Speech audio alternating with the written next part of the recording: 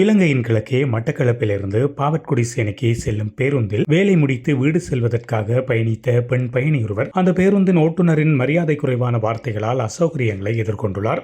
இந்த சம்பவம் நேற்று முன்தினம் மாலை நடந்துள்ளது. பாதிக்கப்பட்ட பெண் மட்டக்களப்பு பேருந்து நிலையத்தில் கைப்பை மற்றும் தான் கொண்டு வந்த தலைக்கவசத்துடன் பேருந்தில் ஏறியுள்ளார். அப்போது பேருந்தின் முன்கதவு அருகில் நின்று கொண்டிருந்த குறித்த பெண்ணை பின்னால் செல்லுமாறு சாரதி கூறியுள்ளார்.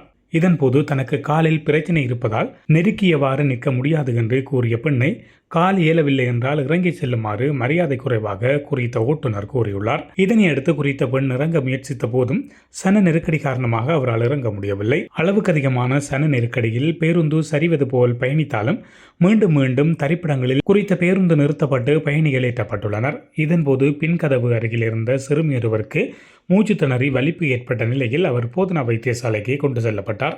இறுதியாக பாதிக்கப்பட்ட பெண் தனது கைப்பையையும் தலைக்கவசத்தையும் ஜன்னல் வழியாக வெளியே இருந்த ஒருவரிடம் கொடுத்துவிட்டு அவரும் கீழே இறங்கியுள்ளார். இதன் பின்னர் இடமில்லாத பேருந்தில் இன்னும் எதற்காக பயணிகளை ஏற்றுகின்றீர்கள் என்று குறித்த பெண் சாரதியை பார்த்து சத்தமிட, நான் நிறுத்தினால் இவர்களை யார் ஏற சொன்னது என்று மீண்டும் தரக்குறைவாக குறித்த ஓட்டுநர் பதிலளித்துள்ளார். மேலும் அப்போது ஏறிய பயணிகளும் இந்த பேருந்தை விட்டால் வீடு செல்ல முடியாது என்று கூறிக்கொண்டே ஏறியுள்ளனர்.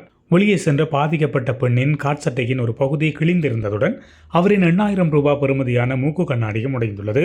அத்துடன் அவரது தலைக்கவசத்தின் கண்ணாடியும் உடைந்திருந்ததாக அவர் தெரிவித்துள்ளார். இந்த நிலையில் அங்கு நின்று கொண்டிருந்த சிலரின் உதவியுடன் அவர் வீட்டிற்கு சென்றுள்ளார். இதுபோன்ற செய்திகளை உடனுக்குடன் தெரிந்து கொள்ள மீரா தமிழ் சேனலை சப்ஸ்கிரைப் செய்து இணைந்தீர்கள்.